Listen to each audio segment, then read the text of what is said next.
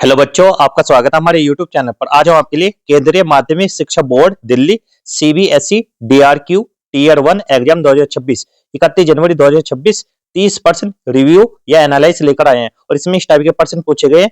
एशियाई देश के राष्ट्रीय ध्वज लाल वृत्त का किस देश से संबंधित है? साहित्य अकादमी युवा पुरस्कार या पंजाबी 2025 किसे मिला? 2025 FIDE शतरंज विश्व कप का आयोजन कौन सा राज्य से संबंधित है? 2025 विंबलडन चैंपियनशिप महिला का खिताब किसने जीता? वेस्टफेलिया की संधि 1648 का संबंध किससे है? तो आइए समझते हैं और सभी बच्चे कमेंट करते हुए चलना। तो पहला प्रश्न आपके सामने है। तो वेस्टफेलिया की संधि 1648 का मुख्य महत्व क्या था? तो ऑप्शन नंबर बी बिल्कुल राइट आंसर है। 30 वर्षीय युद्ध और डच स्वतंत्रता संग्राम समाप्त हुए तथा आधुनिक राष्ट्र राज्य व्यवस्था की नींव पड़ी। इसके बारे में समझते हैं। देखो, वेस्टफेलिया की संधि 1648 ने यूरोप में 30 वर्षीय युद्ध 1618 से 1648 और डच स्वतंत्रता संग्राम को समाप्त किया। इससे संप्रभु राष्ट्र राज्य की अवधारणा मजबूत हुई और आधुनिक अंतरराष्ट्रीय व्यवस्था की नींव पड़ी। इससे अगला प्रश्न जो आपके एग्जाम में पूछा गया, 1946 के अंत में मेरठ अधिवेशन में कांग्रेस अध्यक्ष कौन बने जो आजादी के समय भी अध्यक्ष रहे? तो कौन रहे? ये रहे option number B JB Kripalani. तो सभी बच्चे कमेंट करते हुए चलना। तो इसका आंसर है JB कृपलानी। 1946 के अंत में मेरठ अधिवेशन में JB कृपलानी कांग्रेस के अध्यक्ष बने। वे 1947 में आजादी के समय भी कांग्रेस अध्यक्ष थे।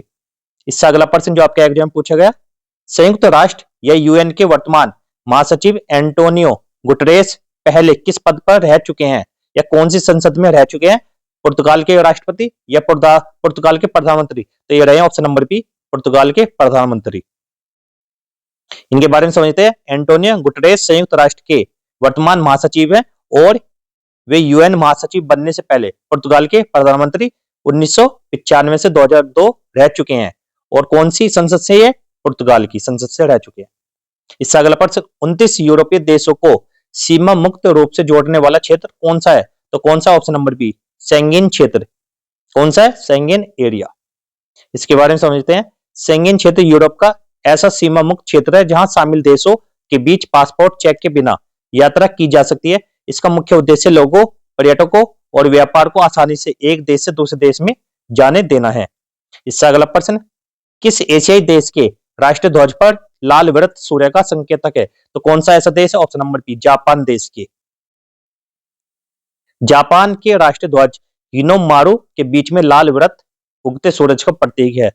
इससे अगला प्रश्न जो आपके एग्जाम में पूछा गया, साहित्य अकादमी युवा पुरस्कार 2025 पंजाबी किसे मिला? ये मिला option number B Mandeep Aulakh. किसे मिला? मनदीप ओलख को। तो इसके बारे में समझते हैं। साहित्य अकादमी युवा पुरस्कार 2025 में पंजाबी भाषा के लिए मनदीप ओलख को उनकी कविता कीर्ति कौन सी है? गर्ल्स हॉस्टल के लिए चुना गया। इससे अगला प्रश्न, गांधी इरविन समझौते के बाद गांधी जी ने किस गोलमेज सम्मेलन में भाग लिया? तो ये लिया ऑप्शन नंबर बी द्वितीय गोलमेज सम्मेलन में भाग लिया। गांधी इरविन समझौता 1931 में हुआ और इसके बाद गांधी जी लंदन में आयोजित द्वितीय गोलमेज सम्मेलन 1931 में कांग्रेस के प्रतिनिधि के रूप में शामिल हुए। इससे अगला प्रश्न, 2025 FIDE शतरंज विश्व कप का आयोजन किस भारतीय राज्य में हुआ? यह हुआ है ऑप्शन नंबर बी गोवा राज्य में हुआ है। तो इसके बारे में समझते हैं। 2025 में FIDE शतरंज विश्व कप का आयोजन गोवा राज्य में किया गया। यह आयोजन शतरंज के प्रमुख खिलाड़ियों के लिए एक महत्वपूर्ण प्रतियोगिता थी। इससे अगला प्रश्न, किसकी नियुक्ति राज्य विशेषकर राज्यपाल या गवर्नर द्वारा की जाती है? तो किसकी की जाती है? एक तो जिला न्यायाधीश की, एक महाधिवक्ता और CM की भी की जाती है। तो इसमें आंसर दोनों ही है, A और B।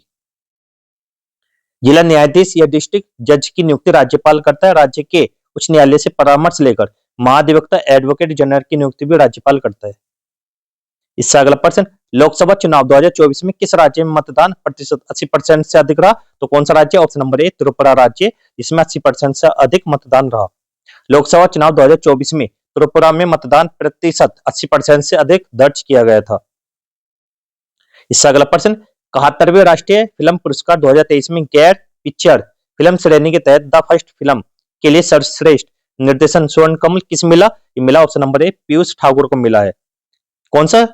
स्वर्ण कमल पुरस्कार। आगे 2025 में घोषित 71वें राष्ट्रीय फिल्म पुरस्कार 2023 में गैर picture film the first film के लिए पीयूष ठाकुर को सर्वश्रेष्ठ निर्देशन का स्वर्ण कमल पुरस्कार मिला। इससे अगला प्रश्न 2025 विंबलडन चैंपियनशिप महिला एकल का खिताब किसने जीता? तो ये जीता ईगा स्वियातेक। तो इसके बारे में समझते हैं। ईगा स्वियातेक ने फाइनल में अमांडा अनिसिमोवा को 6-0 से हराकर 2025 विंबलडन महिला एकल का खिताब जीता। इससे अगला प्रश्न जो आपके एग्जाम में पूछा गया, मानव शरीर में सबसे अधिक मात्रा में पाए जाने वाला विरत खनिज कौन सा है? तो यह ऑप्शन नंबर बी कैल्शियम। लेकिन ऑप्शन उसमें क्या था? पोटेशियम। तो आपको पोटेशियम में लगाना था, ठीक है। मानव शरीर में सबसे अधिक मात्रा में पाए जाने वाला मैक्रो मिनरल्स कैल्शियम होता है। यह मुख्य रूप से हड्डियों और दांतों में जमा रहता है और उनकी मजबूती के लिए जरूरी है। इसके अलावा यह मांसपेशियों की गतिविधि और नर्व सिग्नल में भी मदद करता है। कैल्शियम के बारे में समझते हैं। शरीर में सबसे प्रचुर मैक्रो मिनरल्स है। मुख्य काम हड्डियों दांत मजबूत करना, मदद करता है मांसपेशी संकुचन और नर्व सिग्नल। पोटेशियम का काम क्या है? यह भी मैक्रो मिनरल है।